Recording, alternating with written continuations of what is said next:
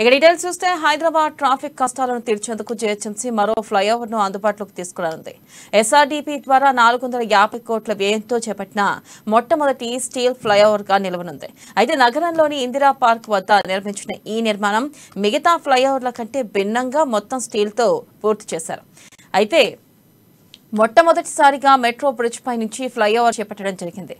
అయితే ఈ flyover bridge greater లో సిగ్నల్ ఫ్రీ రవాణా వ్యవస్థతో పాటు సకాలంలో గమ్యస్థానానికి చేరే అవకాశం ఉంటుంది. ఇది అందుబాటులోకి వస్తే 4 జంక్షన్లలో ట్రాఫిక్ ఇబ్బందులు తొలగిపోతాయని బల్దియా అధికారులు చెబుతున్నారు. ఇక flyover steel bridge civils works utility lifting ఇతర ఖర్చులతో మొత్తం 450 కోట్ల వ్యయంతో చేపట్టి పూర్తి చేసింది.